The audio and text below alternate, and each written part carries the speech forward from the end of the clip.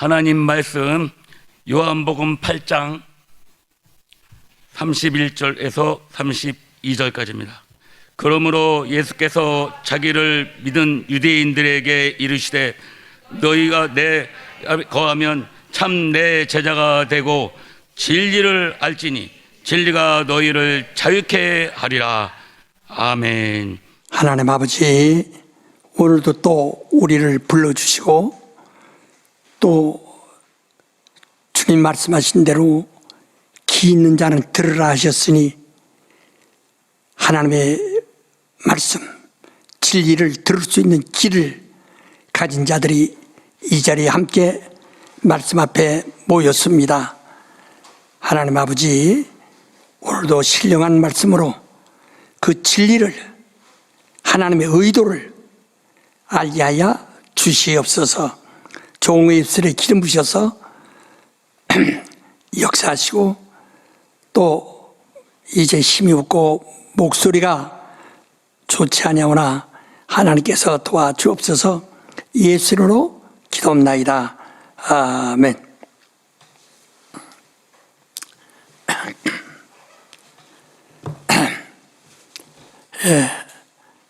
나는 이렇게 목소리가 자꾸 지어집니다. 이것은 목이 쉬어서가 아니라 이제 나이 때문에 힘이 없어서 근력이 없어서 목소리가 나오지 않는 겁니다. 저는 있는 힘을 다해서 정말 저들에게 땀이 나도록 힘을 내서 지금 하는 겁니다. 한데 목소리가 자꾸 흐려지고 약해져서 얼마나 내가 버티며 이 진리의 말씀을 사랑하는 환한 베레아 사명자들에게 전해줄 수 있을는지는 아주 조금 이제 우려되고 나도 모르나 이제 제가 이거 하지 못할 때는 앞으로는 또 우리 김성현 목사가 일을 잘해 나갈 거예요. 여러분이 그에게 더 영감이 있도록, 더 영감이 충만하도록 그래야 됩니다. 이 세상에서 욕 안 먹으려면은 진리를 말하지 말아야 되고, 진리를 말하면 세상으로부터 욕 먹는 게 너무 당연하고, 하나님도 세상에서 욕을 먹고 예수님도 죽임을 당했는데 예수께서 말씀하시기를 내가 너희에게 말씀을 주었더니 세상이 너희를 미워한다. 이는 세상이 너를 미워하는 것이 아니라 너보다 먼저 나를 미워했고 나보다 먼저 아버지를 그들이 미워했느니라 라고 하신 말씀같이 그렇습니다. 또 유대교인들이 예수 사람들을 핍박하고 다 죽였습니다. 왜냐하면 유대교인들은 오직 여호와의 제자로서 율법 아래서 양육받는 자들이고, 예수의 사람들은 예수 그리스도의 은혜로서 거듭나고 양육받는 사람들이기 때문에 유대인들에 의해서 핍박을 받습니다. 한 것처럼 앞으로 진리를 말하면 누구나 핍박을 받고 누구나 어려움을 당한다는 걸 명심해야 됩니다. 그래서 세상에서 욕을 안 먹는다고 그래요. 교계로부터 욕을 안 먹는다고 해서 그게 아주 정상이고 못 있는 거 아닙니다. 그것은 그들과 같은 이기 때문에. 그래서 사탄이 어떻게 사탄을 내쫓느냐 하셨죠. 사탄은 사탄끼리, 귀신도 사탄이 속해 있기 때문에 다 함께 어우리고 좋아집니다.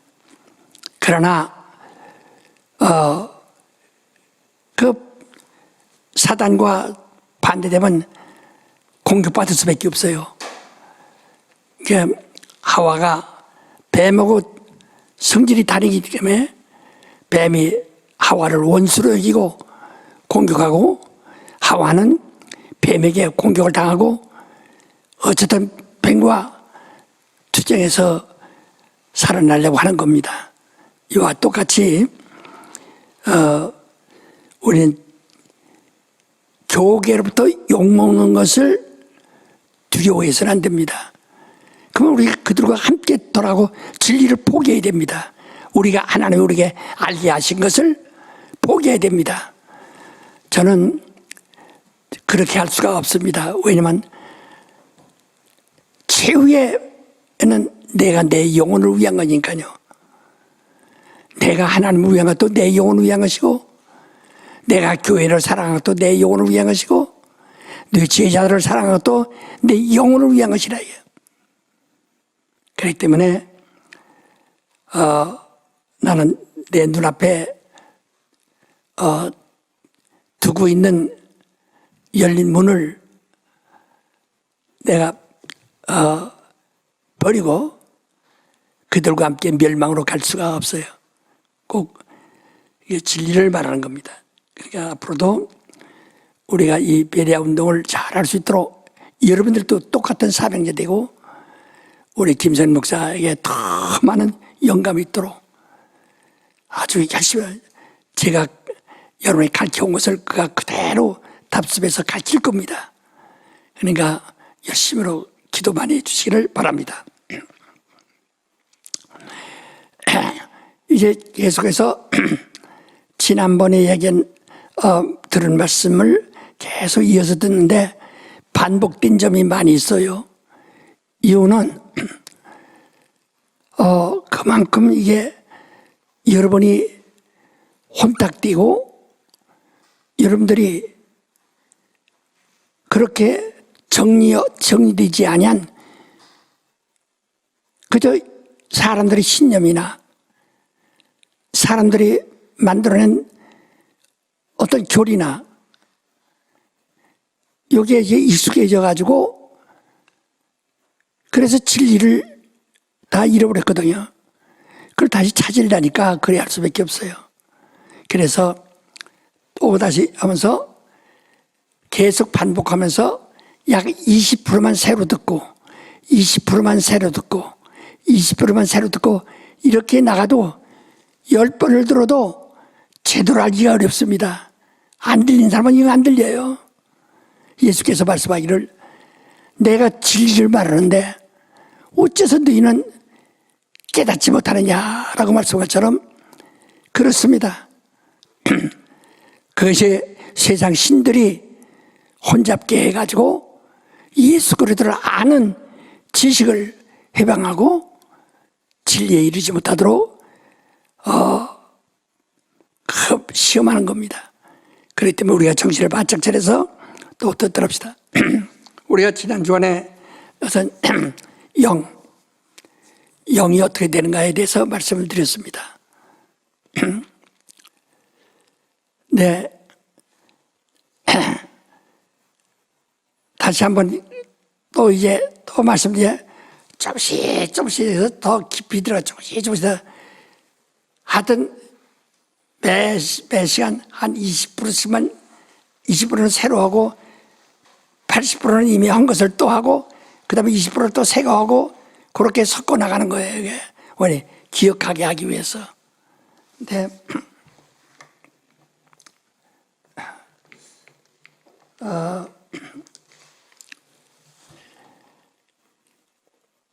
이 하나님은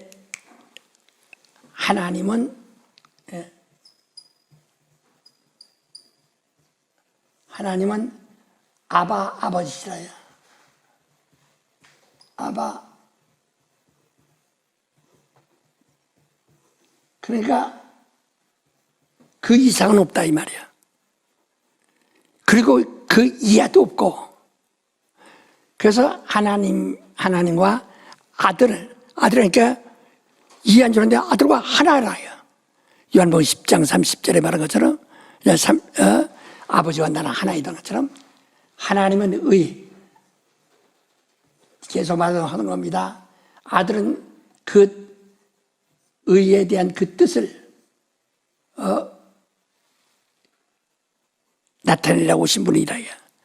그래서 뜻을 나타내기 위해서 그가 뜻을 어떻게 나타내냐? 사람이 되시려고 한다. 그 사람이 되시려고 이렇게 이 사람이 되지 이게 사람이 되는 겁니다. 인자. 사람이 되려고 하는데 하기 위해서 바로 그 뜻을 어떻게 영으로 하나님의 영이라 이게 영이라 이게 영으로 지음을 받은 말라기 2장 15절에 말씀한 것처럼 그래서 사람을 영으로 지어서 이 영을 사람에게 사람은 아다마 발음이 그렇다. 이 발음이 아다마는 남자라는 게 남자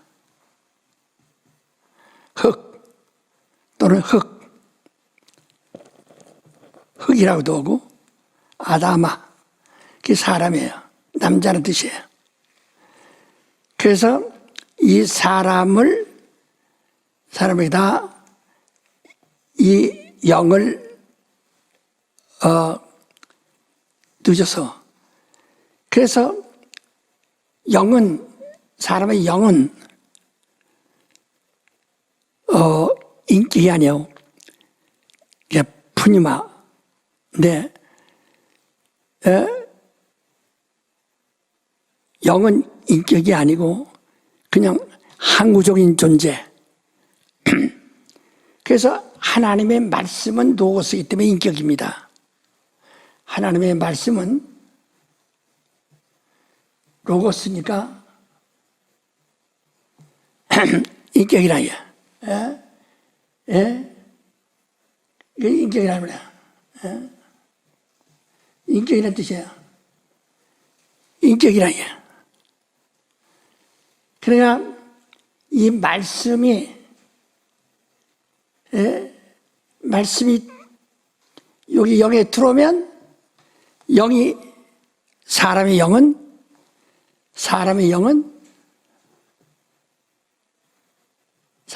말이야.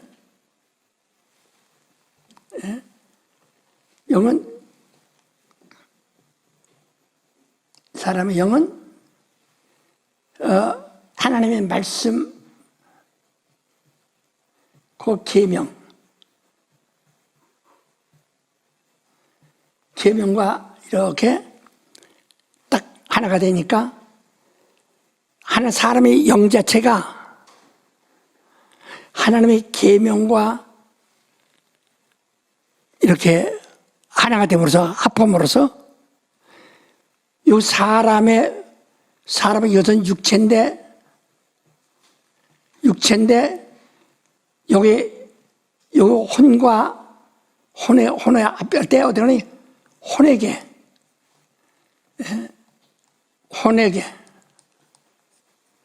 혼이라고 하는데 여기 혼에 합해진다 이게. 그러면 혼은 인격이에요. 사람의 육체는 인격이 아닙니다. 이것은 하나의 신정이지. 이건 하나의 신정이라 이게. 이거는 혼이 인격이에요. 그러니까 다시 말해 혼이 지성도 있고 감정도 있고 의지도 있고 해놓은 걸 아는 지식이 있다 이 말이죠. 그래서 혼의 인격이 있고 이런 상황에 그래 사람의 영혼이 하나님 말씀을 가지고 있기 때문에 사람의 영은 하나님의 말씀이 곧 사람의 영에 인격화되는 겁니다. 그러니까 사람의 영에서 하나님의 말씀을 빼면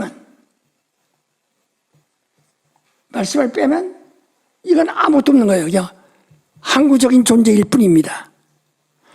그러나 이 말씀이 사람에게 말씀이 들어오면은 여기는 하나님의 말하면 인격, 하나님의 인격이 사람의 영에게 속해져서, 그러니까 예수 믿는 사람들이 하나님의 말씀, 하나님의 계명을 들으면, 그러면 그 계명이 내 영의 인격이 된다 이 말이에요. 그러니까 내가 말을 하더라도, 생각하더라도, 행동하더라도, 행동을 지시하더라도 하나님의 뜻대로 하는 겁니다. 그러니까 이 하나님의 말씀이 들어와 있는 사람은 그 영은 하나님의 뜻대로 산다. 왜? 인격이 하나님의 인격이니까요. 그런데 만약에 하나님의 말씀이 들어와 있지 않으면, 들어와 있지 않으면 이것은 그냥 영원한 존재, 영원함. 그건 항구적이라고 했는데, 항구적 가치밖에 없다 이게야. 그리고 여기에 혼이 들어와 있으니까, 사람의 혼이 들어와 있으니까 사람의 인격이, 사람의 인격이, 사람의 지성의가 지배를 한다 이게야.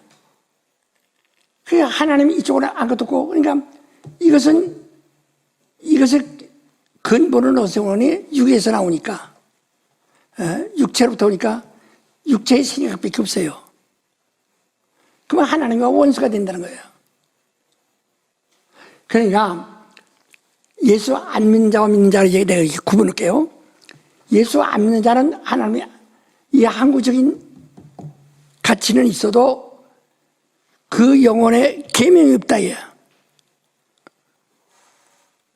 그러니까 그것은 안 믿는 자는 생각하는 것과 말하는 것과 모든 목표가 육체의 종말로 생각하는 거예요. 육체로만 생각하는 거예요. 그게 하나님과 원수가 된다는 거예요. 우리 한번 로마서 8장 6절부터 8절까지 한번 읽어보세요. 9절까지. 육신의 생각은 사망이요 영의 생각은 생명과 평안이리라. 육신의 생각은 하나님과 원수가 되나니 이는 하나님의 법에 굴복치 아니할 뿐 아니라 할 수도 없음이라. 육신에 있는 자들은 하나님을 기쁘시게 할 수 없느니라. 만일 너희 속에 하나님의 영이 거하시면 너희가 육신에 있지 아니하고 영에 있나니 누구든지 그리스도의 영이 없으면 그리스도의 사람이 아니라. 그렇죠. 그렇게 완전히 여기 하나님의 영이 없으면 할 수가 없다는 거야. 하지도 아니하고 할 수가 없다는 거예요. 왜? 계명이 없으니까. 그러니까 우리 신자들은 거듭나서 벌써 하나님의 말씀이 우리 속에 들어와 있어요. 말씀으로 우리가 거듭났다. 성령으로 거듭났어요. 그래서 우리 신자들의 영은 자기 의지가, 하나님의 의지가 자기 의지가 돼서, 하나님의 아시는 지식이 내 지식이 돼서, 하나님의 뜻이 내 뜻이 돼가지고 하나님이 하고자 하시는 일이 내 영이 하고자 하는 일이 돼서 그로 결이 난다. 그때 이 사람이 겪어 싸우죠. 나 하나님 뜻대로 하려고 하는데 육신대로 하자, 하나님 뜻대로 하자, 이러다 이게 싸우는 갈등이 있습니다. 불신자는 갈등이 없어요. 그러나 우리 신자는 그 갈등 가지고 있다. 그러므로 이보다 더 강력한 힘을 영이 받아야 되기 때문에 여기다는 말씀이라는 계명이 들어왔죠. 계명은 말씀이라 이 말이요. 영생의 말씀. 들어온데다가 성령의 능력, 성령이 임하셔서 역사는 성령의 힘이 여기 계명의 플러스가 된다. 성령의 힘이. 그러니까 성령의 힘으로 사람의 이 힘을, 사람의 이 인격을 능히 제압할 수 있어요. 자, 로마서 8장 1절 2절. 그러므로 이제 그리스도 예수 안에 있는 자에게는 결코 정죄함이 없나니 이는 그리스도 예수 안에 있는 생명의 성령의 법이 죄와 사망의 법에서 너를 해방하였음이니라. 예. 그러니까 이 성령의 이 말이 보세요. 다시 이 성령의 능력이 없으면, 성령의 능력이 없으면 사람 인격과 하나님 인격과 아까 보다 갈등이 일어난다고 그랬죠. 예? 갈등이 일어난다. 싸움은 다. 한 로마서 8장, 7장. 예. 로마서 7장 한번 보세요. 예.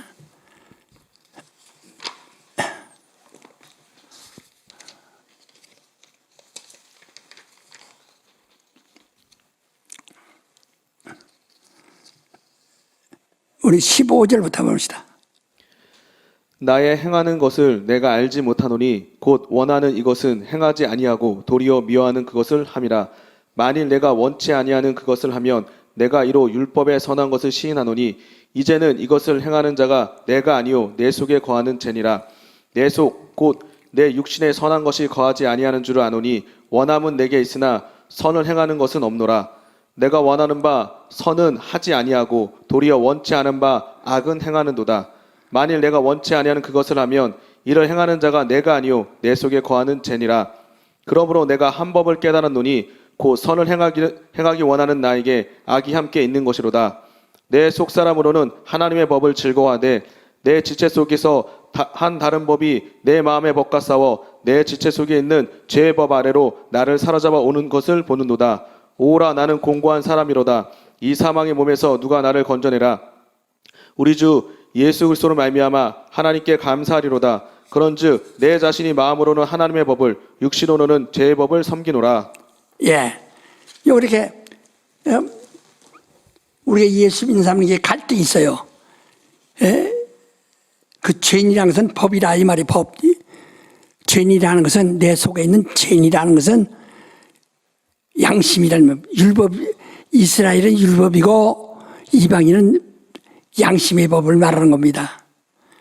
자꾸 자기 주장을 한다 이 말이죠. 그래서 그런데 그게 여기 어떻게 해야 되느냐 이게야. 그래서 8절 1절이죠. 다시 한번 1절 2절 또 읽으세요. 그러므로 이제 그리스도 예수 안에 있는 자에게는 결코 정죄함이 없나니 이는 그리스도 예수 안에 있는 생명의 성령의 법이 죄와 사망의 법에서 너를 해방하였습니다. 그렇지. 성령이 들어와서 플러스 돼야만 능히 이 죄, 아까 죄라 뭐라 했어요? 양심법. 자기 법이라 예. 자기 인간의 이 혼의 주장, 혼의 신념, 혼의 신념 이런 뜻이거든요. 다 이게 죄예요. 이걸 죄라고 그랬어요. 이것은 성령의 역사함으로써 그 사람 속에 있는 죄, 곧 양심의 법, 율법의 권능은 죄라고 그랬죠. 고린도전서 15장 56절에 했죠. 곧 율법의 권능은 죄라 이게. 그 율법이 뭐냐? 혼의 신념이라 이게. 그러니까 이것이 성령이 들어와서 계명을 합세해 버리면은 이건 능히 이것을 이길 수 있다는 겁니다. 능히 이것을 이길 수 있다는 거예요.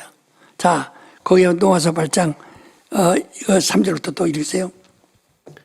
율법이 육신으로 말미암아 연약하여 할 수 없는 그것을 하나님은 하시나니 곧 죄를 인하여 자기 아들을 죄 있는 육신의 모양으로 보내어 육신의 죄를 정하사 육신을 좇지 않고 그 영을 좇아 행하는 우리에게 율법의 요구를 이루어지게 하려 하심이라. 육신을 좇는 자는 육신의 일을, 영을 좇는 자는 영의 일을 생각하나니 육신의 생각은 사망이요 영의 생각은 생명과 평안이니라. 예. 그러니까 완전히 뒤바뀐다. 그러니까 하나님의 말씀은 있는데 성령을 받지 않으면은 안 돼요. 그런 사람들은 하나님 말씀 받으면 아멘, 아멘하고 기뻐는 합니다. 하나 성령이 임하시면은 권능을 받는다고 그랬어요. 성령이 임하시면 뭐예요? 권능을 받는다는 거야.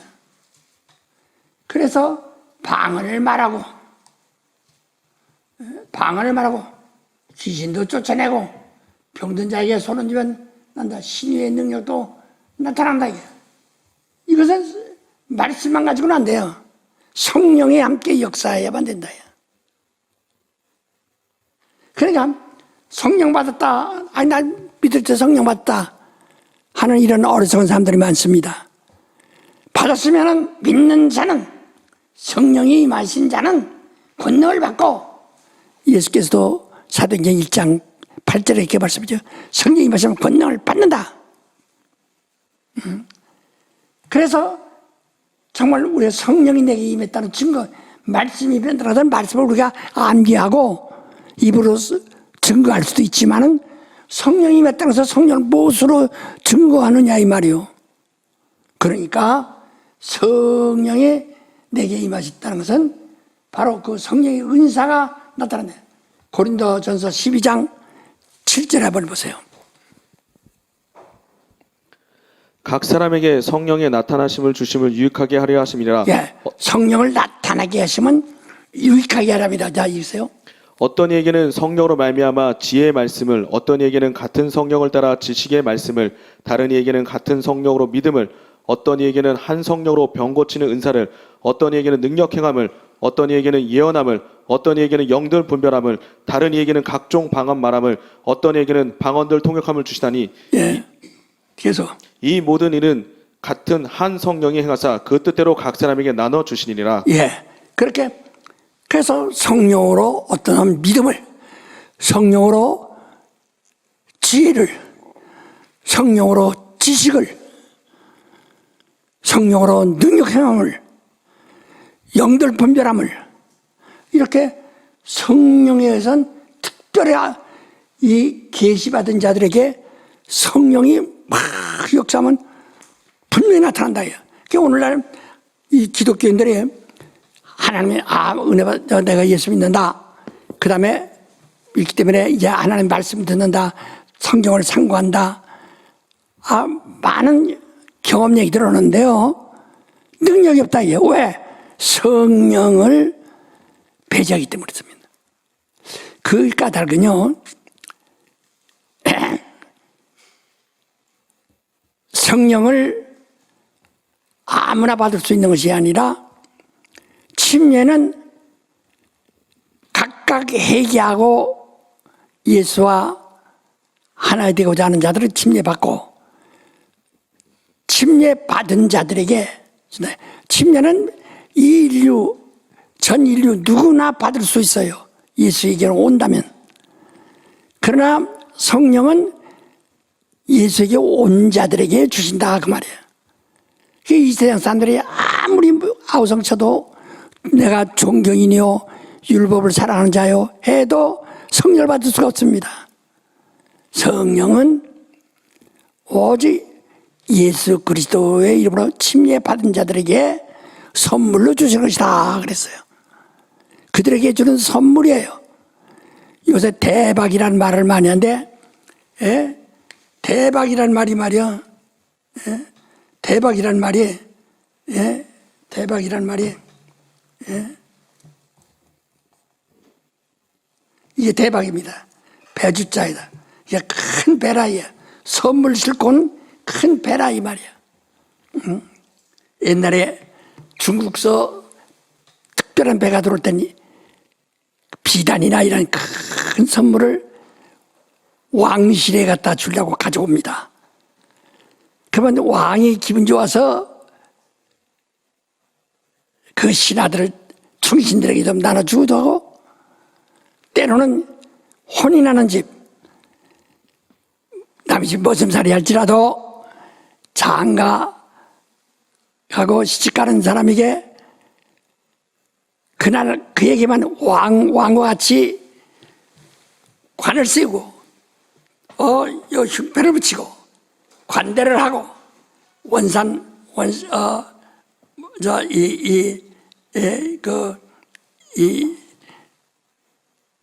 신랑의 왕의 입는 두루마리 같은 원삼을 입힌단 말이에요.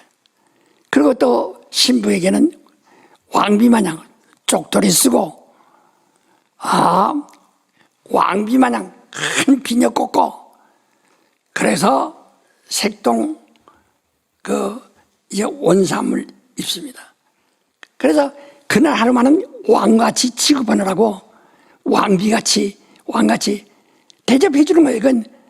그래서 그들에게 그 입히는 그것을 선물할 수가 있어요.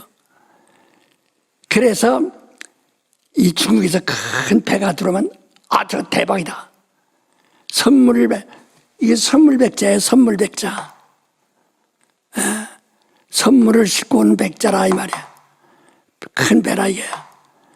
그래서 요새는 대박인데 그전에 없던 말이 한 10년 전부터 대박 소리가 나와가지고 외국 사람들도 대박 소리를 먼저 배워요. 네. 바로 성령이야말로 대박이라 해요. 선물이에요. 이거 아시죠? 그래서 반드시 성령의 그 믿음 속에 말씀을 듣는 사람 속에 역사해야 되는데, 그 성령이 역사하지 않으면, 그래서 마리아에게 천사가 와서 말할 때 말씀이 내게 임하고 성령 너를 덮이면 등치 못함이 없다 하고 누가복음 1장 37절에 말했죠. 5절부터. 그러니까 성령이 임하시고 말씀이 임하시고 성령이 덮이면 능치 못합니다. 성령이 말씀을 따라서 성령이 역사를 해야 한다. 그래야 혼을 이길 수 있어요.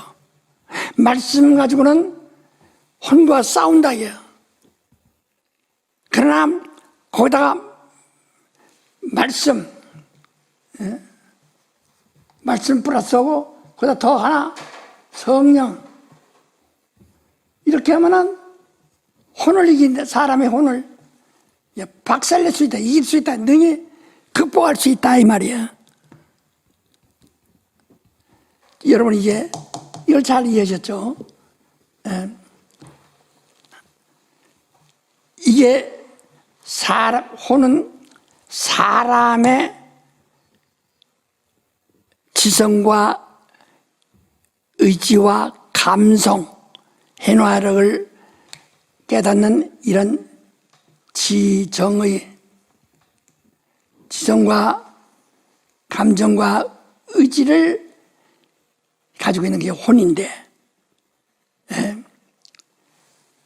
근데 이것은 근본이 어디서 나오냐? 흙에서 나왔다. 육체로부터. 이것은 육체의 그 성질을 뭐라고 하니? 정욕이라고 하는데, 정욕이 뭐냐? 성질, 성품, 성격이라.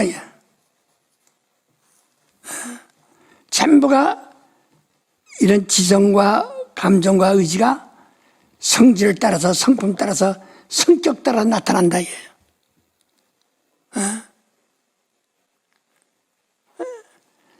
이게 전부, 그러니까 이것들이 사람의 정욕으로 말미암아 하나님의 일은 전부 반대는 거다. 이건 땅에서 나온 거니까, 세상에 속한 거니까. 그래서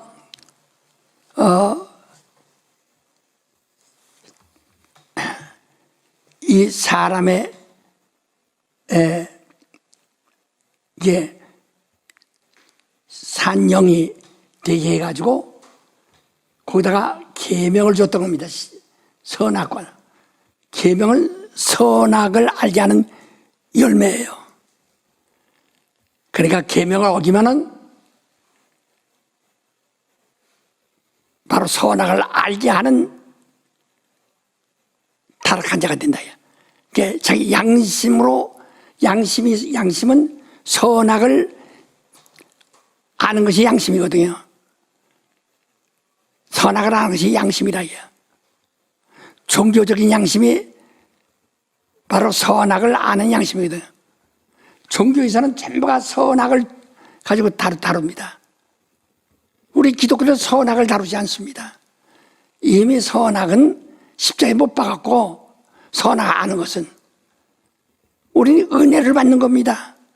오직 하나님의 은혜로 하나님의 은혜로서 의롭담을 받는 것뿐이에요. 종교는 하나님의 의가 없으니까 선악을 통해서만 모든 것을 심판합니다. 그러니까 요게 이 계명을 여기다 주어서 이걸 살게 했는데 이 계명을 어겼어요. 계명을 어겼다. 사람이 계명을 어김으로써 지난번에 배웠죠. 영은 타락했고 혼은 죽었어요. 이미 이건 혼이라는 것은 영이 없었으면 육체와 똑같습니다. 육체와 똑같이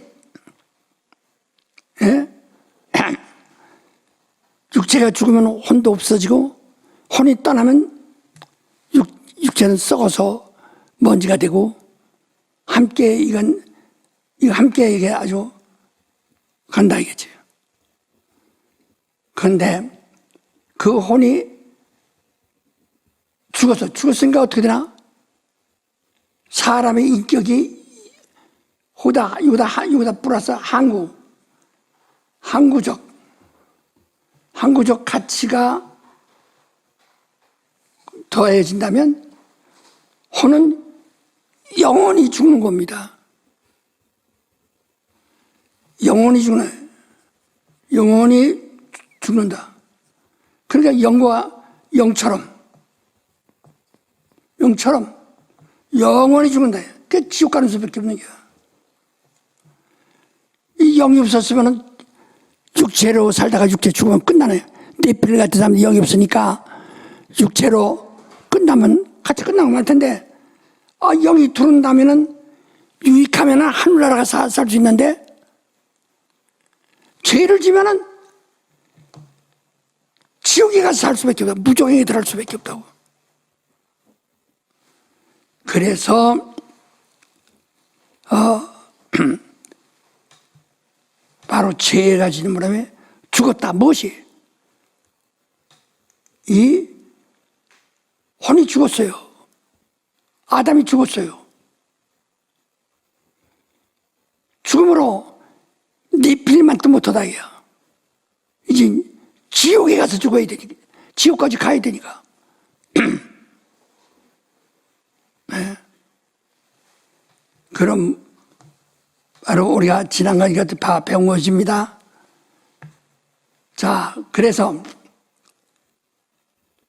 이제 하나님께서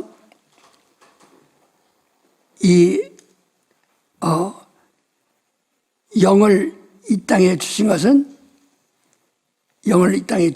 이게 영이 하나인데, 영을 주신 것은 하나님의, 잘 들으세요. 하나님의 아들이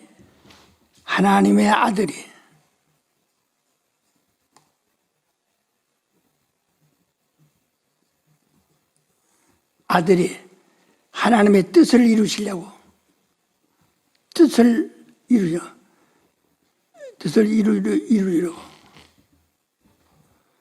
이루려고 요한복음 7장 37절 이하의 말처럼 6장 그 뜻을 이루려고 오신다. 오시는데 여기서 잘 들으셔야 합니다. 이 영은 지금 영은 하나님의 뜻을 지금 깨닫고 있는 거죠.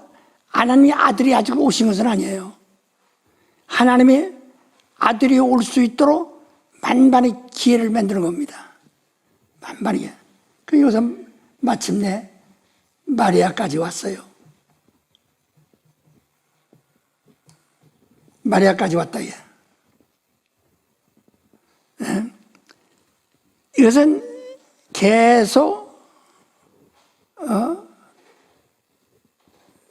여기까지 와서 그러니까 지금 하나님의 뜻이 이 속에 들어가지 않았지만은 이는 선지자요.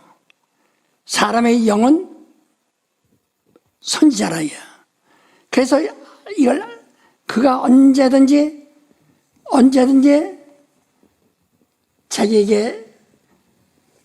자기에게 들어오셔서 그 뜻을 이룰 수 있도록 만반의 준비를 하고 있는 것이 사람의 영이라. 그래서 쭉 이렇게 지금 뜻은 지금 이루었어요. 아직 뜻은 나타나진 않았어요. 그러나 선지자들이 그 아는 것처럼 여자의 영은 선지자입니다. 사실 이 세상은요, 세상적으로 하니까 성경도 세상적으로 보면 바울이 부부에 관해서 설명을 여러 번 했어요. 그때 바울이 말한 것은 남자는 여자보다 위에 있고라고 설명한 것이 많습니다. 이것은 바울은 율법학자이기 때문에 인류가 구원받는 것은 죄에서 구원, 곧 율법에서 구원을 받아야 되는 거거든요. 이방인은 양심이 율법이 되었지만은 양심은 자기가 하나님이기 때문에, 자기가 의인이기 때문에 자기에서 구원을 받는 것을 아는데 하나님에게서 구원받는 걸 모릅니다. 그래서 순차적으로 자기의 양심으로부터 해방이 되고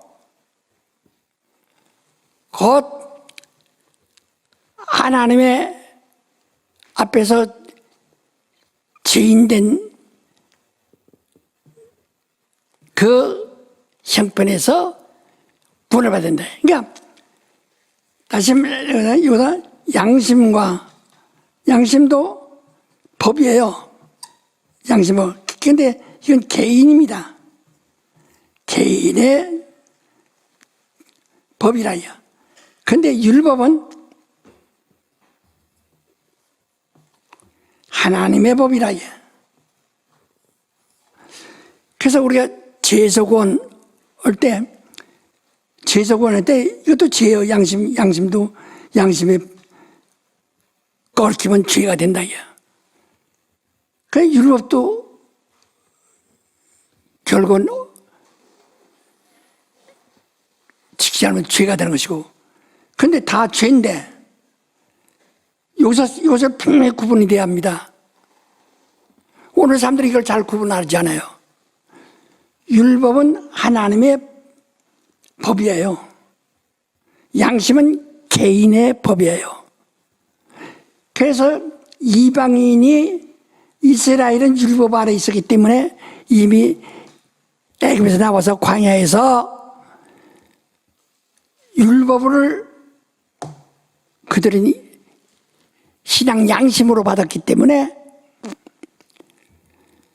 율법 지키는 것은 하나님 법을 지키는 것으로 알고 있고, 율법 어기는 것은 하나님의 법을 어긴다는 걸 알고 있지만은 이방인은 그건 모릅니다. 그래서 이방인에게도 복음을 전하기 위해서는 예수는 우리를 죄에서 구원하러 오셨는데 예수께서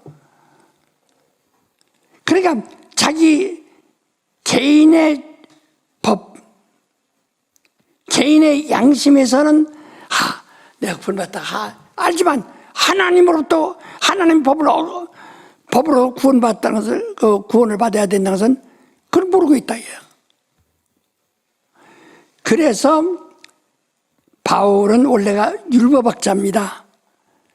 그래서 바울은 이것을 아는 사람인데 그래서 신나서 히브리 사람들에게 가서 이 사실을 전하려고 했다가 예수의 영이 이방에 가서 전하라 하심으로 이방은 죄는 아는데 자기 양심이 개인의 죄, 양심의 가치가 받는 것, 양심의 죄는 아는데 율법으로 말미암은 죄는 모른다 이 말이야. 그래서 순차적으로 먼저 이것을 알리하는 겁니다. 그래서 바울 서신은 전부가 이방인을 중심으로 하기 때문에 바울 서신은 전부가 다 이게 바울 서신이요. 이 바울이 말하는 바울 서신은 전부가 다 양심법을 얘기합니다. 그러니까 이 바울의 서신을 통해서 초보적인 신앙을 배우면 어떤 경우가 나오느냐? 전부가 착하게 산다 보다 도덕과 윤리밖에 못 배웁니다.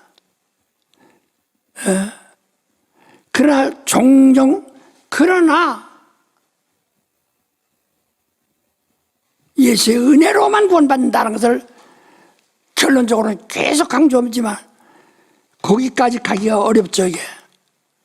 그래서 예수께서 죽으신 것은 이 율법을 담당하려 죽은 것이지 양심에 가책받은 것 그건 죽지 않아도 옛날에 이스라엘 백성들이 광야에서 양을 잡고 염소를 잡고 짐승의 피로도 속죄는 일을 했다. 그것은 1년 가치밖에 1년의 효력밖에 없어요. 영원한 속죄가 되지 않습니다. 그러니까 예수께서 십자가에 죽으신 것은 우리를 양심에서 또 이건 구원받을 수 있지. 이거는 구원받을 수 있지만은 근본은 율법에서 우리를 구원이거든요. 그래서 언제나 너는 착하게 살라, 뭐를 착하게 해라, 어떻게 하라, 전부 다 인간의 윤리와 도덕에 대한 교훈이 많습니다. 사람이라고 인간답게 지식인답게 살으라는 교훈이 많습니다. 그런데 그것은 그러나 여기서 구원 이것은 네가 깨끗이 하라. 이건 자기가 행할 자기가 고칠 수 있어요. 자기가 자기 양심을 극복하려면 한다 이야. 그러나 예수 그리스도의 십자가의 공로를 입어야 되는데 이는 바로 율법에서 우리를 구원한 것이다.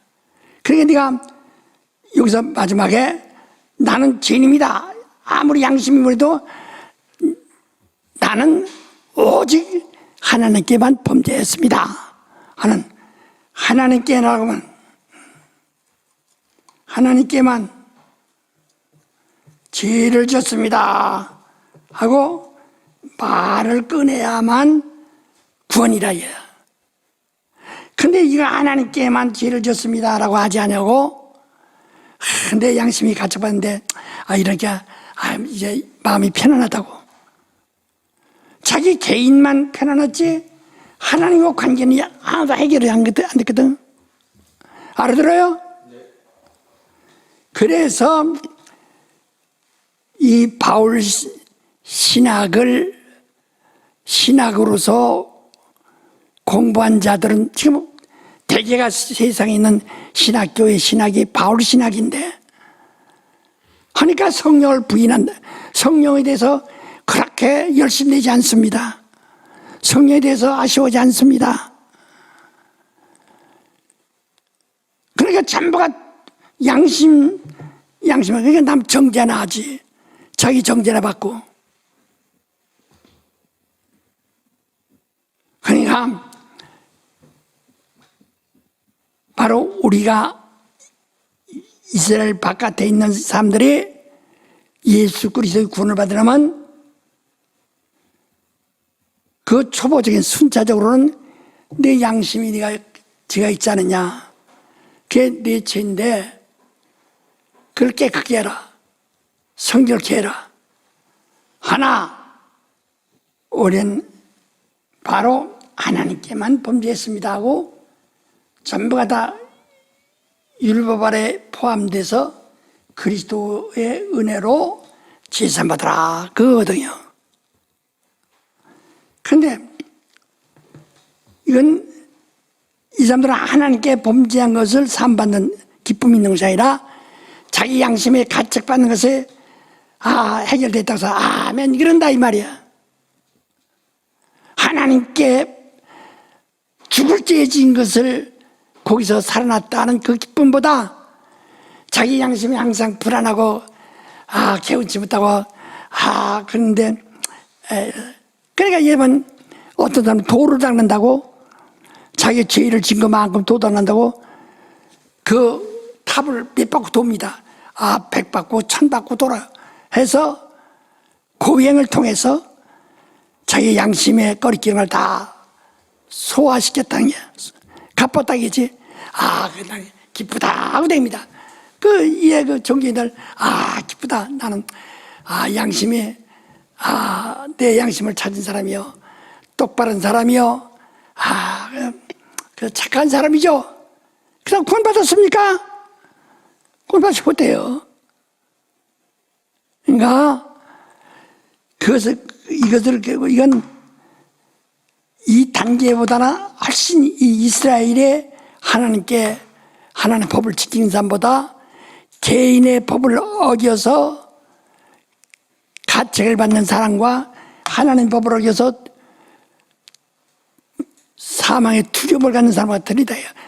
그러니까 여기서 이렇게 되기까지 그래서 미리 한 단계를 이렇게 가지고 그러나 예수 그리스도의 십자가의 공로가 왜 내게 필요하냐? 내 양심 하나 고치기 위해서 죽은 것이 아니라 하나님의 법을 어긴 사람들을 살리기 위해서 십자가에 죽은 것이다 이 말이야.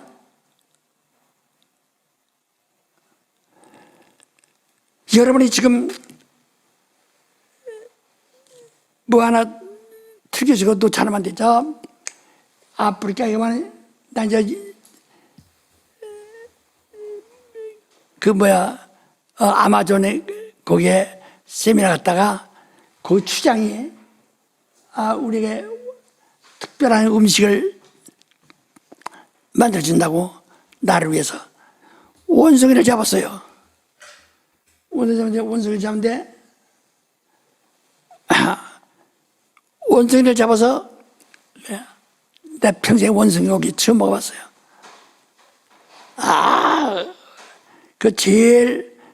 이것은 제일 좋은 부분이라고 맛있는 거라고 주는데 원숭이 다리 쪽을 주는데 어떻게 질긴지 알고 도저히 먹을 수가 없어요. 그게 최고라는 게. 그래서 대접이 있으니까 추장이 대접이 있으니까 맛있게 먹어야죠. 근데 어떻게 잡느냐? 이 그릇이에요. 여기다 먹을 것을 넣어놔. 그리고 여기 끝나풀을 매가지고 나무에다 꼭 묶어놓는다. 원숭이가 와서 손을 집어넣어. 이걸 쏟지 못하고 멍청해서 여기다 손을 집어넣어요. 이거 틀켜지거든. 틀켜지고 꺼내려고 하니까 이게 제 손인데 이게 꺼내려니까 이게 틀켜졌으니 요 맥혀서 나갈 수가 있어야지. 예. 잡혀 죽고 마는 거예요. 오늘날 사람들이, 이런 사람들이 그래야. 자기의 생각이 들켜지고서 거기서 빠져나가려고 애쓰는 게 이걸 가지고. 그렇게 못 나가는 거예요. 이것만 턱 놓으면 쏙 빠져나갈 텐데, 이걸 그냥 가지고 나가려니까 잡혀먹고 죽는 거예요. 그게 가룟 유다 같은 사람들이던 게. 이 비유를 여러분이 알아들었어요? 예. 이와 같이, 그래서 바울 신학을 한 사람들이라고 해서 그 사람들이 하나님의 의도를 알 수가 없어요. 다. 예. 그래서 우리는 요한의 신학, 우리 베레아는 사도 요한의 신학을 우리의 신학으로 한다, 그 말입니다. 예. 그 우리 베데오는 바울 신학을 하는 신학대학원 대학교가 아니라 요한 신학을 하는 대학원 대학교입니다. 이는 지구 안에서 몇 개 있을런지 모르겠어요. 내가 알기는 몇 개 없을 것 같아요. 모두가 다 바울 신학이지, 서구 신학이나 미국 신학이 다 바울 신학의 근거로 있다. 그러니까 여러분, 나는 지금 우리 사도 요한 신학을 우리의 신학을, 우리 베데원에서 공부하는 사람들은 그걸 알고 공부해야 한다. 자기 스스로 공부해도 그 다른 참고서를 참고를 한다 할지라도 자꾸 바울 신학을, 완성된 바울 신학을 자꾸 거기에 의존하고 있다. 그걸 공부 안 되는 거야. 우리 새롭게 바로 요한 신학을, 저도 바울 신학을 신명하는 사람이에요. 그러나 바로 저는 하나님의 의도, 요한 신학을 60년간 가지고 있는 거예요. 이걸 아셨죠? 예. 이와 같이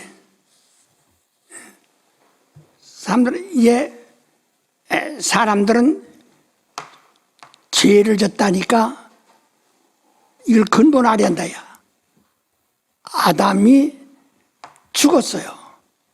아담의 혼이 죽었다 이 말이야. 영은 타락이고, 영은 죽을 수가 없어요. 영이 죽는 것은 유황불에 들어가는 것밖에 없는 거예요. 그 때문에 하나님이 유황불에 들어가기 전에 우리를 구원하시려고 하는 거거든. 그래서 계속 이러는데 영은 오직 하나예요.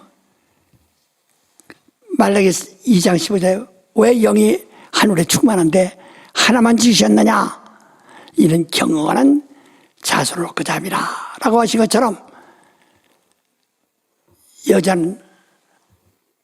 여성은 하나예요. 여성은 하나. 예?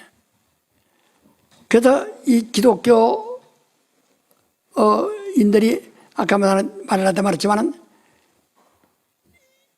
일반적인 이 세상의 풍습을, 일반 양심은 남자가 위고 여자가 그 아래에 있는 것처럼 이렇게 합니다. 그러나 하나님의 의도는 사실상 여자는 하늘로부터 지음을 받았고 남자는 땅에서 지음을 받았습니다. 여자도 긍지를 가지세요. 그래서 그런지 여자들 교회도 여자들이 많습니다. 신앙도 더 열심히 있고 능력도 더 많이 받고 믿음도 더 열심히 들어가요. 성령 더 많이 받아요. 남자는 방언에도 여자 이 항살되고 야단하거든. 굉장하죠. 확실히 다르답니다. 근데 여자는 그러니까 하나의 그 하와의 하나의 그 모델을 계속 가지고 있는 거예요. 뱀이란 것이 에덴에서 범죄하여 저주받은 그 뱀의 모델을 가지고 있는 것처럼 말이야. 계속 가지고 있는 거예요. 그래서 그 육체는 그래서 계속 육체라고 하는 육체가 말이야. 육체가 계속 육체가 계속 왔다가 왔다가 흙으로 돌아가고 육체는 왔다가 흙으로 돌아가고 영은 계속 오는 거야. 그래서 지난 주간 한 것은 남자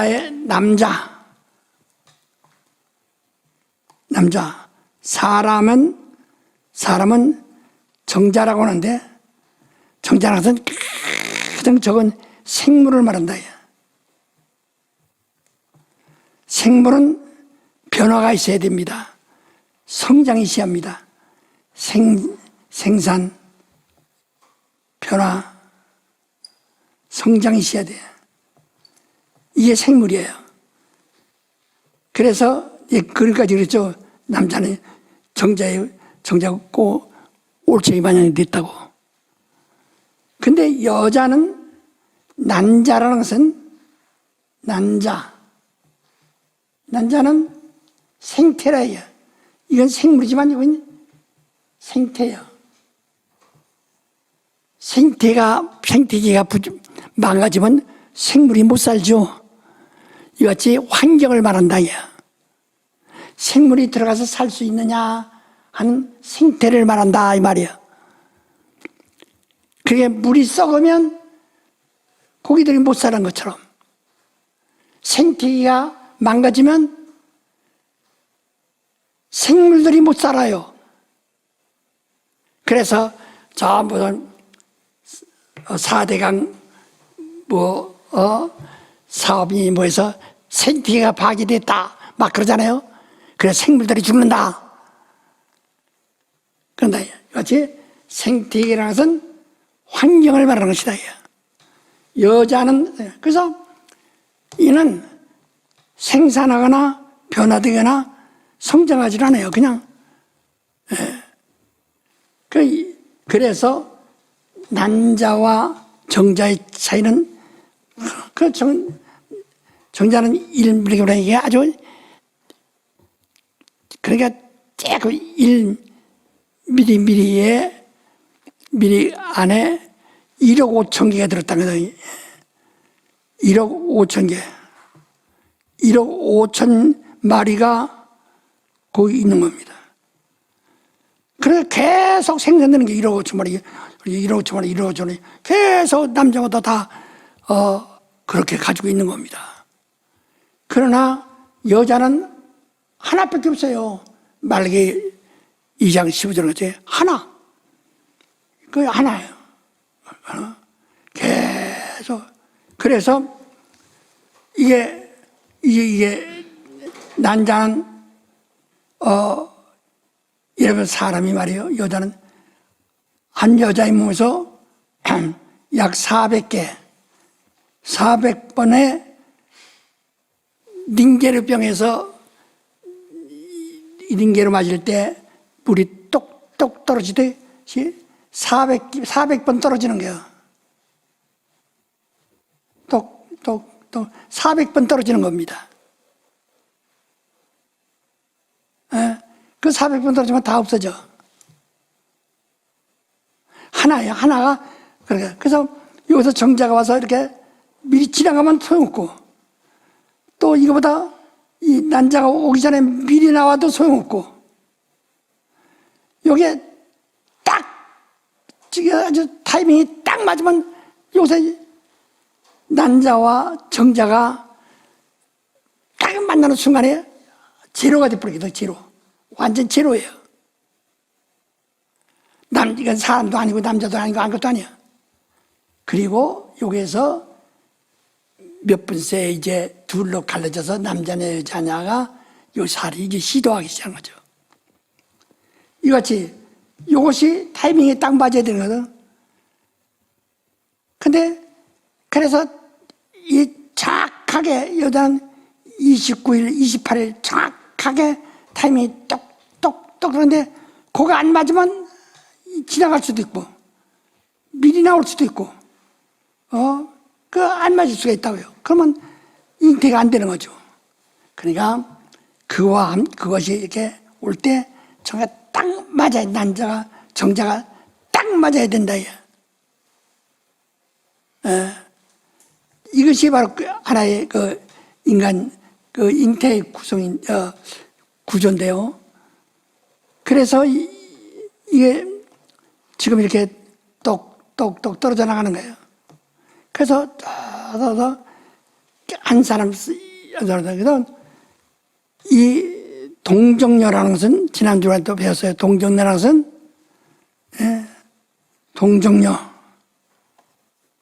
동정에서 원래 동정은 남자를 동정이라고 하는데요.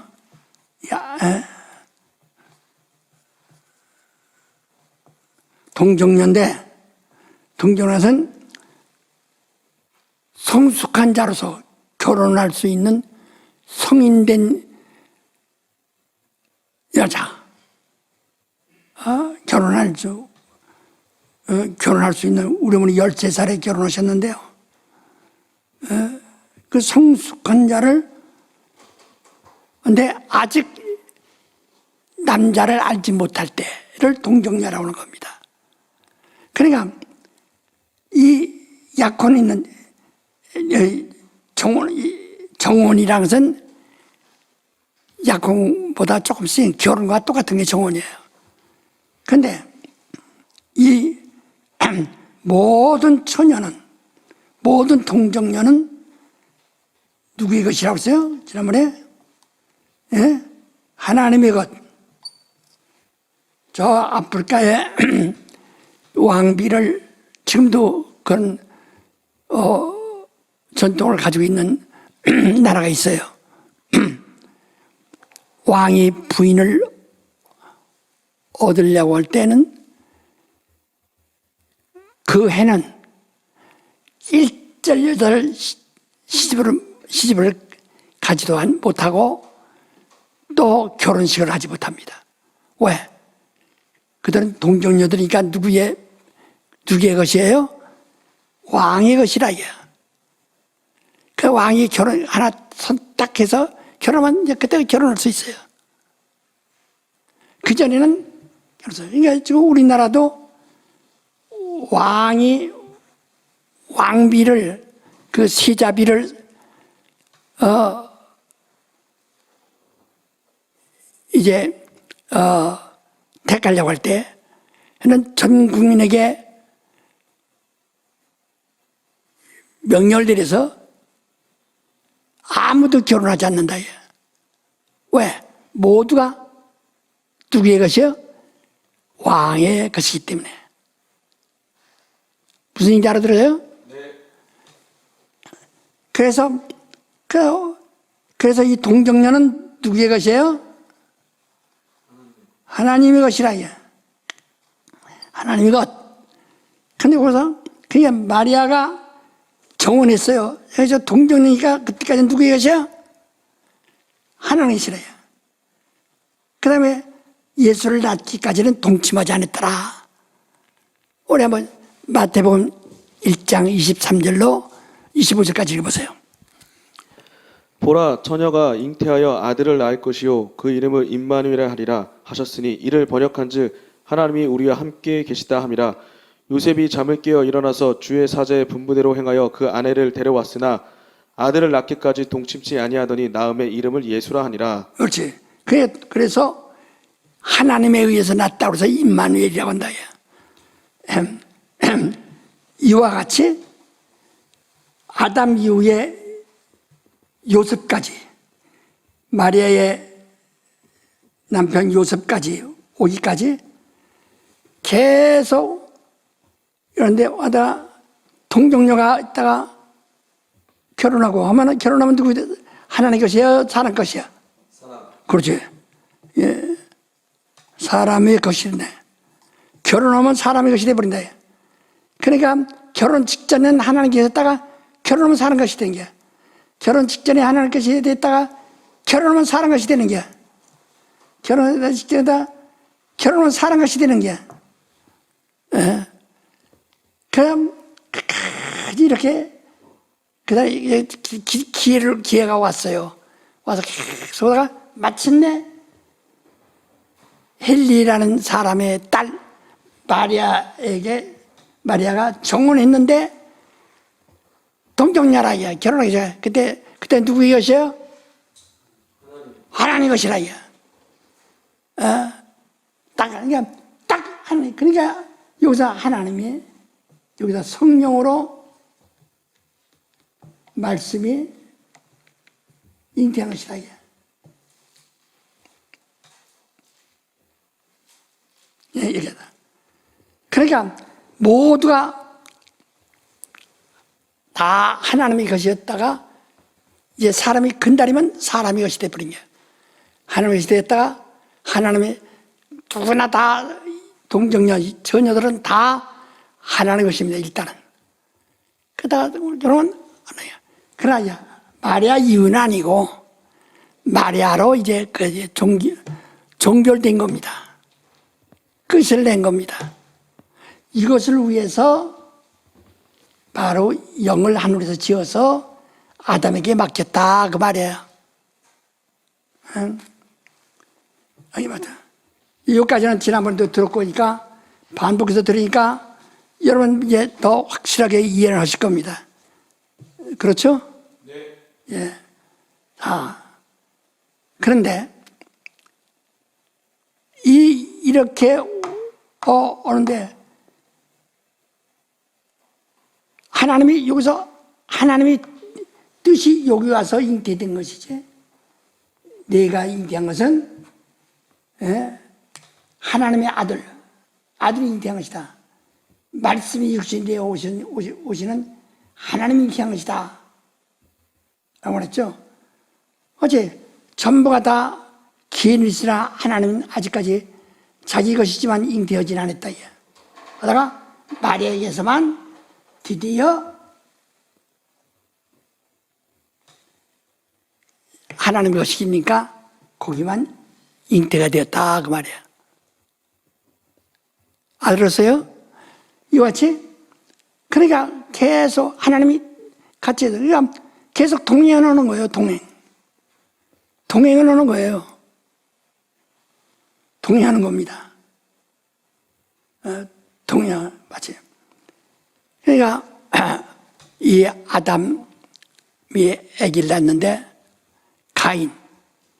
가인은 이제 또 거기서 쫓겨나서 네필림하고 결혼해서 또 아기 낳고 이와 같이 계속해서 네필림들이 사는 동네에 근방에 같이 사니까 섞어 사니까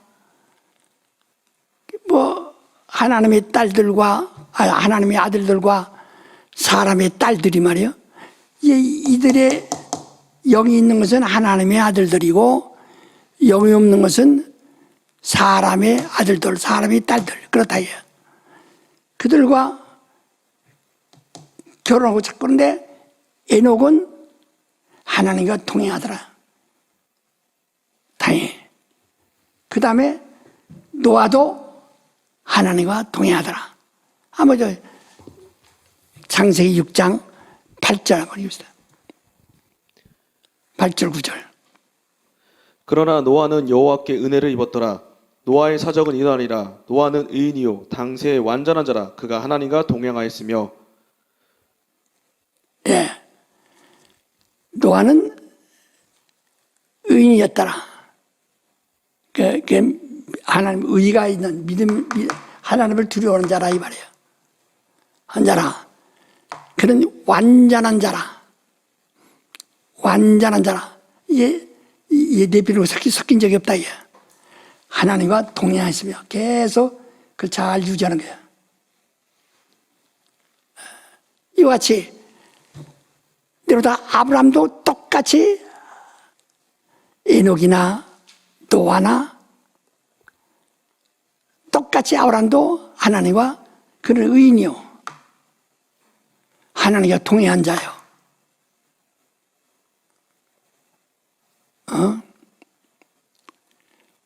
하나님과 동행한 자라요. 그러니까 그동안에 네필림을 홍수로다가 쓸어버렸고, 그 다음에 또 노아의 후손들이 쭉 나왔지만 아브라함 하나만 빼내고 나머지는 다 바벨탑을 쌓은 후세들이니까 다 떼버리고 아브라함부터 이 아브라함의 복의 근원이다. 그러니까 이 아담이 복의 근원이었는데 이제 아브라함부터 다시 시작한다 이 말이야. 아브라함의 복의 근원이다. 그래서 아브라함을 축복하는 자는 복을 받고 아브라함을 저주하면 저주받는 겁니다. 아브라함의 이제 복의 근원이 됐어요. 이제 아브라함부터 시작하는 게 다시. 근데 아브라함의 다른 아들들도 많이 있거든요. 아브라함 자손도. 이건 이스마엘 같은 사람은 이삭의 형인데, 저 중동의 모든 사람들이 조상입니다. 중동 사람들의 조상이 이스마엘이라. 그 조상이 아브라함이고. 그러나 이삭의 후손들은 지금 이스라엘 땅에만 몰려있다 이 말이야. 이스라엘 백성들. 그렇게 아브라함부터 시작하는 겁니다. 아브라함부터 쭉 시작하는데,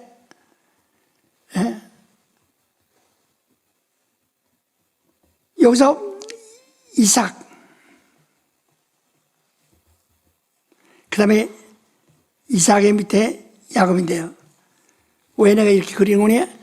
하나님이 아브라함에게 언약하셨어요.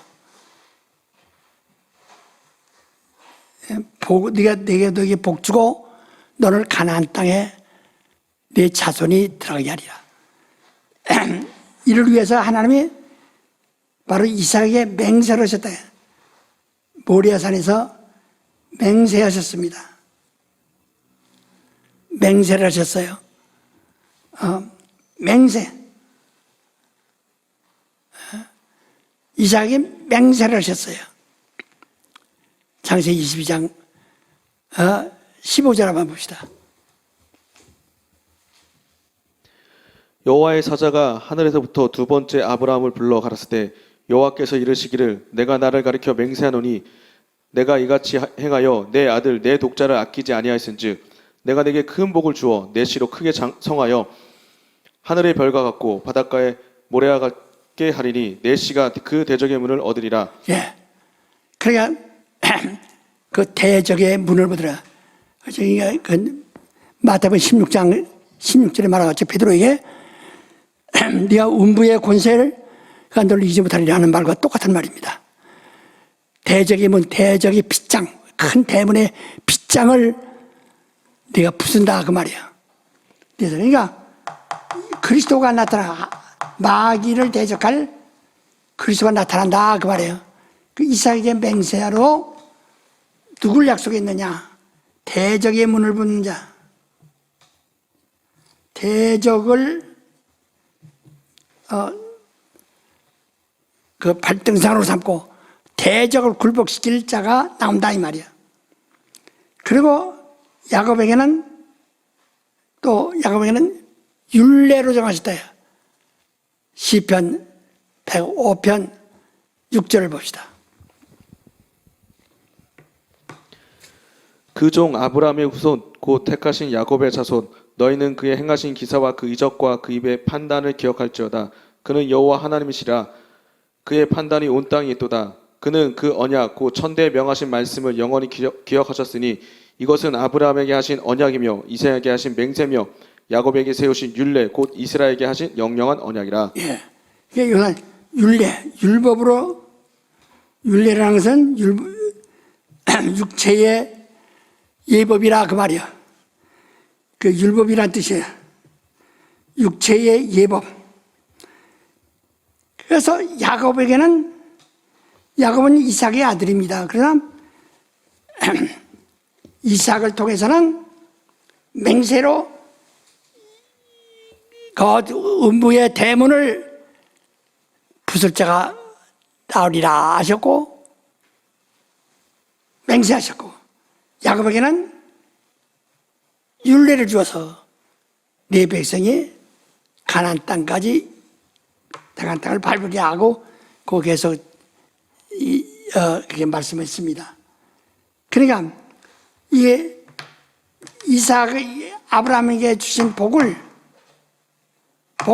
하늘의 별 같고 땅의 모래 같다는데, 하늘의 별 같다는 것은 바로 이삭을 통하여 나올 그 오늘날 영적인 하늘에 속한 자들의 수를 말하는 것이고, 바다의 모래 같다는 것은 야곱의 자손, 곧 이 땅에 속하는 그 율법 아래 있는 자들을 말하는 것이다.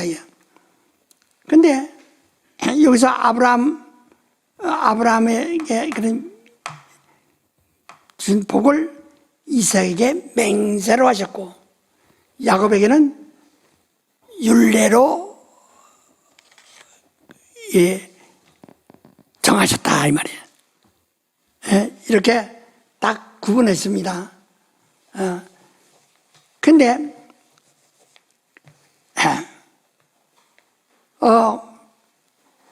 계속 이제 이스라엘 사람들이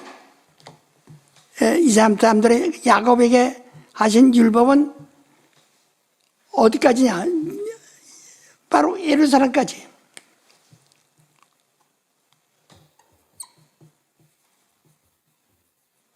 예루살렘, 가나안 땅 예루살렘까지 정착하면은 하나님의 아브라함에게 약속하시고, 그 다음에 야곱에게 율례를 주시고 한 것이 그대로 다 완성된 거예요. 그러나 아직 이삭에게 맹세하신 이는 예루살렘으로부터 시작한다. 왜냐하니 이삭 자체가 사람이 육정으로 난 것이 아니고 약속으로 났다. 언약으로. 바로 창세기 18장에 보면 여자는 이미 경수가 말라버렸고 나이도 늙었고 아기를 낳을 수가 없어요. 근데 어떻게 됐습니까? 내가 봄이 되면 네가 오리니 네가 아들이 있으라. 하나님 약속으로 낳았다. 그래서 약속으로 난 자손을 이삭의 자손이라고 이렇게 말하는 겁니다. 그래서 처녀가 어떻게 아기를 낳을 수 있어요? 하나님의 약속으로 낳는 거예요. 그래서 이스라엘은 예루살렘까지 와서 이제 다 완성됐어요. 이제는 맹세하신 대로 대적의 문을 받는 자가 와서 예루살렘에 와서 십자가에서 완전히 마귀의 일을 깨버렸다. 그게 다 이뤘어요. 그러니까 그래서 이제는 여기 그래도 좀 이스라엘 사람이나 이스라엘이나 이방인은 뭐 땅이 충만하니까, 하지만은 또 예수는 여기서 또 시작한다는 거예요. 예수는 계속해서 율법에서 나온 자가 아니라 맹세로 대적의 문을 밟는 바로 이러한 그 맹세로 오시는 분이시라요. 근데 그러나 왜 베들레헴에서 나셔야 되느냐? 이게 중요한 겁니다. 꼭 굳이 베들레헴에서 난다. 이사야의 아버지가 미가 선지자인데요. 미가 선지자의 아들이 이사야 선지자입니다. 근데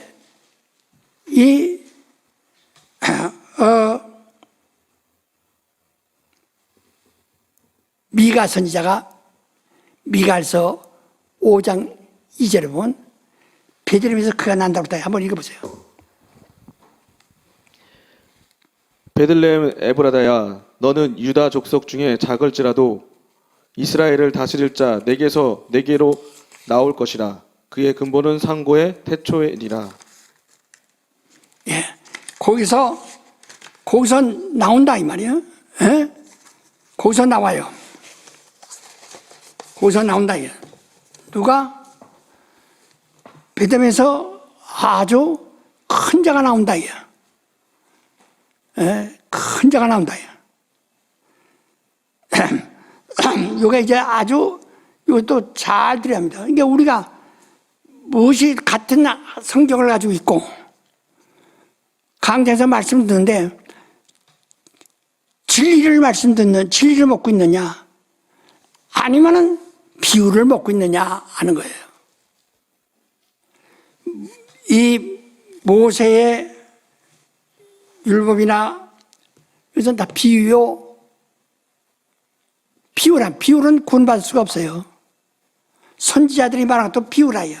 그 많은 선지자가 진리 말하지만 예수를 보고자 해도 보지 못하고 듣고자 해도 듣지 못했다 이 말이죠. 예? 비유 가지고는 안 돼요. 비유는 뭐라니 사람이 곁을 밝히는 등불 같다고 요한복음 5장에 말했죠.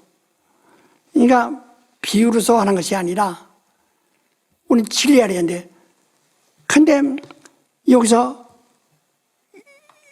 이스라엘의 건국사를 가지고 전부 그것만 가지고 설교하면 결국 비유만 말하는 거예요. 모세로부터 시작해서 선지자들 이야기 비슷해서 보면 구약성에 전부 선지자들이 말하는 말들이 많죠. 이사야, 에스겔, 예레미야, 모든 선지자들이 얼마나 많습니까? 그래도 그들이 말을 보면 그들이 말은 침례 요한까지다. 율법과 선지자는 침례 요한까지 다 소모된 것이다. 이제부터 그 말을 들은 것이 아니라 그 말은 무슨 뜻인지 모르고 그냥 순종하고 맹종하고 온 거예요. 우리 마태복음 11장 13절부터 얘기합시다. 모든 선지자와 및 율법에 예언한 것이 요한까지니 만일 너희가 즐겨 받을진대 오리라 한 엘리야가 곧 이 사람이니라. 귀 있는 자는 들을지어다. 그렇지. 그러니까 이제부터 귀 있는 자는 다르다. 복음은 비유는 귀가 있어도 무슨 얘기인지 모른다. 왜? 비유는 못 알아듣는다 이게요. 비유니까. 그러나 비유는 못 알아듣지만은 복음은 다 알아듣나. 누구나 다 알아듣는 거예요. 예? 알아듣는 거죠. 근데 사람들이 강대 설교가 전부가 다 이미 침례요한까지 끝난 이야기를 자꾸 그 비유를 자꾸 비유만 사용한다. 비유를 쓸 수 있어요. 그러나 진리를 말해야 됩니다. 진리는 내가 곧 진리다. 예수를 말해야 된다. 성령은 진리의 영이시다. 오직 예수의 영광만 가지고 말할 것이다. 요한복음 16장 13절 14절에 또 그렇게 말씀하신다. 근데 여기서 미가 선지자가 베들레헴에서 나온다고 아주 왔네. 근데 예수께서 꼭 베들레헴에서 태어나셔야 할 이유가 뭐냐고요. 베들레헴에서. 여러분 이걸 잘 기억하셔야 됩니다. 자,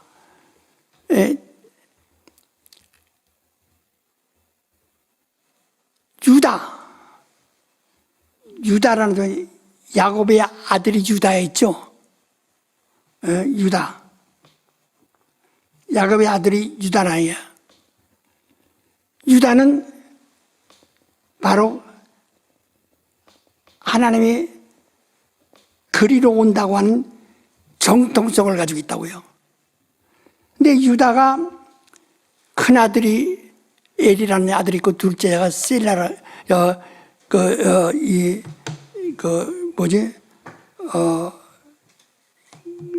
마지막에 셀라가 있고, 그 다음에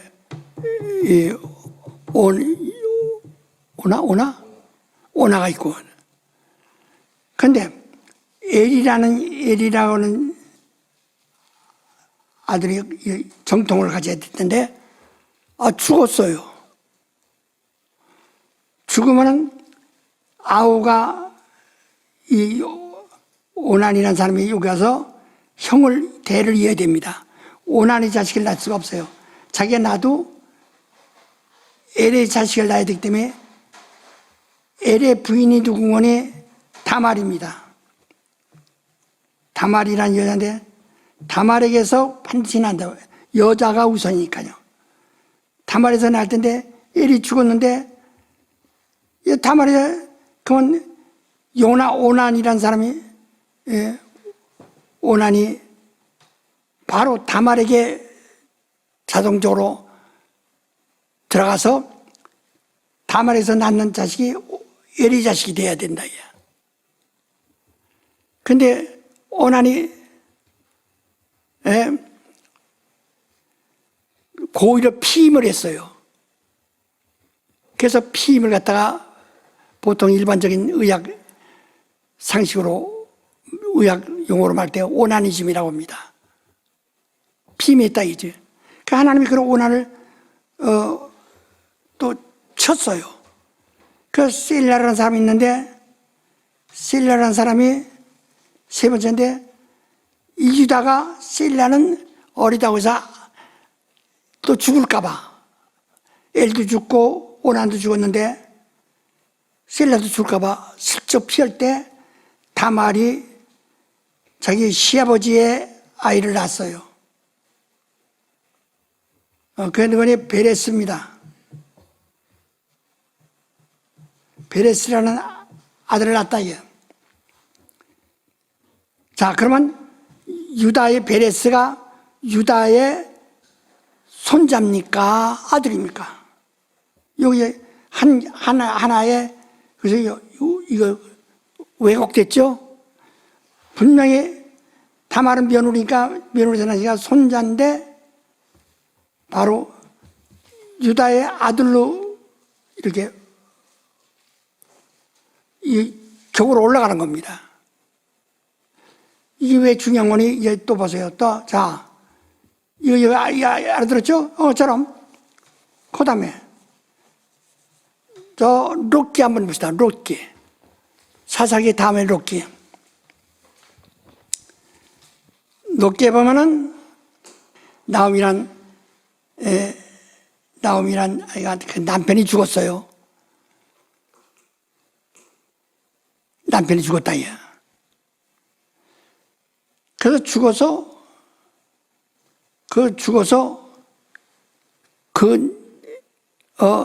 두 아들이 있는데, 나오미에게 두 아들이 있는데, 두 아들이 각각 결혼시켰는데, 그들이 또 다 죽었어요, 남자들이. 그래서 그 두 과부 며느리와 시어머니 세 과부가 같이 사는 거예요. 그 시어머니가 너희들 이제 각자 내 고향으로 돌아가라. 그들은 이스라엘 자손보다는 노세 자손들이거든요. 그러니까 그로 돌아가라 하니까 간청의 무득에서 큰 며느리는 그러면 가겠습니다. 어머니 안녕히 계세요. 울면서 떠났고, 막내 작은 아들의 부인 노씨라는 사람은 나는 어머니를 두고 못 떠납니다. 어머니와 같이 있다가 같이 죽겠습니다. 안 떠난다. 그게 어디냐? 베들레헴이에요. 베들레헴인데, 베들레헴은 왜 야곱이 그렇게 중요한 거니? 야곱이 자기 집을 떠나서 에서를 피하여 도망가서 외삼촌네 집에서 버슴살이 20년 동안 했는데요. 7년 동안 하면서 바로 이 나엘을 너무 사랑해서 나엘을 주집사해서 그러라고 해서 결혼했는데, 밤에 잠자고 나니까 레아가 들어와 있고, 레아가 언니고 나엘은 동생인데 나엘 안 들었단 말이야. 깨내서 깜짝 놀라서 아버지, 장인 뭐 하는 소리야? 장인이시여, 왜 나를 속였습니까? 나엘을 준다고 해놓고 왜 레아를 내 방에 들여놨습니까? 난 그것도 모르고 레아를 내가 아내로 맞이했습니다. 막 원통이 한다. 우리의 풍습이 그렇지 않다. 형이 먼저 가야지 아우가 먼저 갈 수가 없다. 그래서 내가 그 레아를 먼저 넣었으니까 그 다음에 내 나이를 줄 테니까 7년간 또 수고해라. 그래서 나이를 얻기 위해서 7년간 또 수고합니다. 해서 나이를 얻었어요. 얻고 나서 7년간을 더 봉사를 해주고 자기 그 장인네 집에서, 그 애가 집이죠. 거기서 나오다가 야복강가에서 체육까지 동해안 사람, 다른 종들도 먼저 보내고 양들 보내고 레아 이 자신들도 다 보내고 나엘과 그 두 아들하고 자기만 야곱만 남아서 기도하고, 그 다음에 강을 건너서 넘어와서 에서에게 인사하고 난 다음에 나엘이 죽었어요. 아기를 낳고 죽었어요. 아기가 낳자마자 죽었어요. 그게 요셉의 막내 아들 베냐민입니다. 베냐민이 베들에서 태어났어요. 그래서 야곱이 베들레헴에다가 그 나엘을 묻고 자기의 사랑을 거기에다 심은 겁니다. 그래서 거기서 또 언제나 그걸 잊지 못하는 거예요. 그래서 봐서 거기서 베들레헴에서 이제 그런 일이 일어났는데, 거기에서 노시라는 사람이 시집와서 베들레헴에서 산다 이 말이에요. 그런데 이 남편도 죽었고, 그럼 어떻게 되냐면 이제 완전히 이 유다의 것이 끊어지는 거예요. 이삭의 밑에 유다의 자손이 이삭이 유다 밑에 이제 쭉 내려와야 되는데, 베레스 이러면서 쭉 내려왔는데 이 자손이 끝난다 이거예요. 끝나니까 여기서 나옴이라는 시어머니가 끝나면 어떻게 하냐, 그 재산은, 이 자격은 끝나는 거예요. 유다의 그 정통성, 정통성이라는 것은 끝나는 겁니다. 그래서 그때 이 노시라는 며느리가 시집 안 가고 있다가, 그래서 나오미가 주선에서 그 같은 동족인 사람에게 결혼하게 만들었어요. 해서 노득에서 아기를 낳았어요.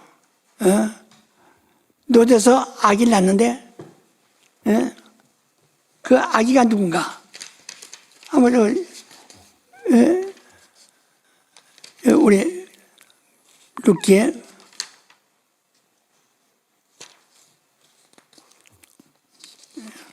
자, 거기서 아이를 낳는데 그 아이 이름이 뭐냐? 아이 이름이 오벳입니다. 오벳이라는 아이를 낳았다. 이것은 정통이 아닙니다. 그러나 반드시 이렇게 될 때는 롯이 이 집 며느리, 나오미의 며느리인데 유다의 정통이라요. 유다의 정통이기 때문에 롯이 결혼해서 아이를 낳으면 이 정통을 이어야 됩니다. 이 정통을 이어야 된다. 그러니까 그러면 오벳은 학렬적으로 따지면 나오미의 손자인데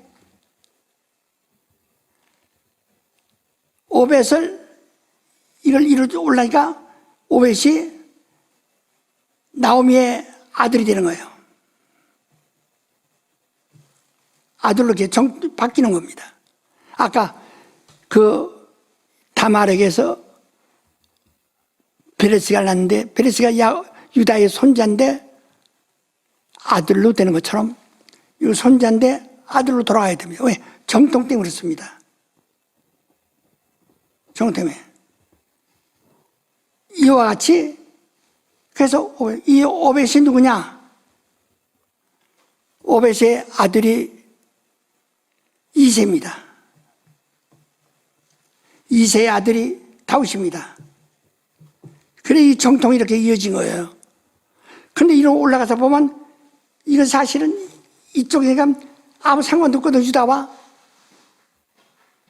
한데 롯 때문에 연결이 된 겁니다. 그래서 다윗이 베들레헴에서 태어났어요 이제. 근데 다윗이 이제 나중에 다음 시간에 또 얘기하겠지만은 요 간단해서는 다윗이 이 정통을 이해해야 될 텐데 사울왕 사위가 돼가지고 사울왕이 건설한 이스라엘 나라의 왕으로 가버렸다. 이것은 왕이 다스리는 나라는 하나님 뜻에 없는 것이거든요. 사람들의 요구에 의해서 이루어진 것이죠. 이스라엘 왕국이란 것은 이스라엘 나라 하나님의 나라는 하나님의 계획대로 된 거지만 이스라엘 왕국은 왕이 있는 나라는 하나님의 뜻이 아니라. 그 다윗이 그리로 가는 바람에 이 자리는 어떻게 되냐? 다윗의 자리는 사실상 비어버렸어요. 그래서 다윗이 또 다른 아들 나단을 통해서 이새로 이렇게 이어지는 겁니다. 그러면 이들은 이새의 손자지만은 다시 아들로 입적이 되는 거예요. 이런 계통 때문에. 그래서 이것을 예수가 나단의 후예에서 나는데 바로 다윗의 뒤를 이어야 하기 때문에 반드시 베들레헴에서 태어나야 합니다. 자, 여기 한번 봅시다. 4장. 룻기 4장. 룻기 4장이에요. 9절부터. 또 말론의 아내 모압 여인 룻을 사서 나의 아내로 취하고 그 죽은 자의 기업을 그 이름으로 잊게 하여 그 이름이 그 형제 중과 그곳 성문에서 끊어지지 않게 하매 너희가 오늘날 증인이 되었느니라.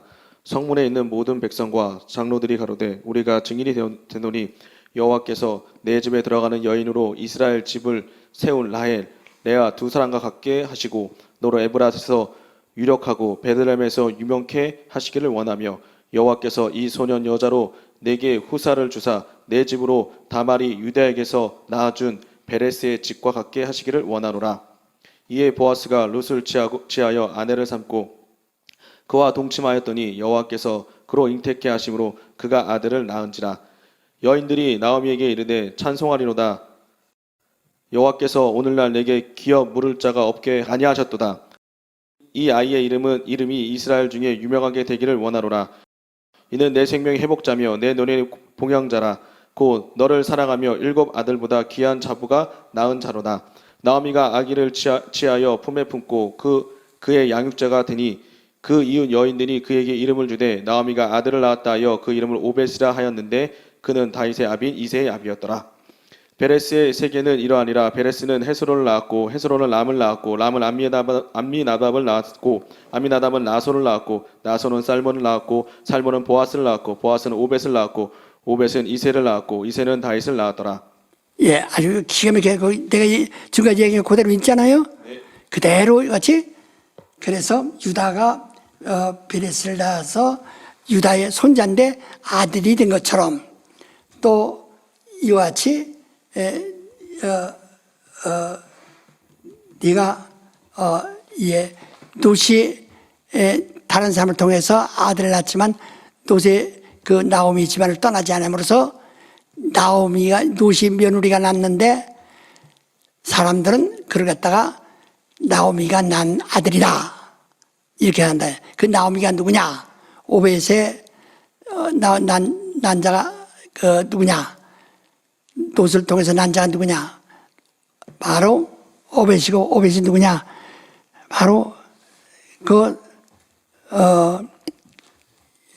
이새고 또 이새는 누구냐? 다윗의 또 다윗을 낳은 자라. 그 계통을 이렇게 얘기하는 거예요. 이게 기도하십시다. 하나님 아버지, 우리 모두에게 은혜 주셔서 왜 예수께서 베들레헴에서 꼭 나셔야 되는가를 오늘 우리가 들었습니다. 바로 이것은 베들레헴에서는 정말 큰 자가 난다고 말한 것처럼 거기서는 유명한 사람이 날 것이고 유명하게 될 것이고 또 거기서는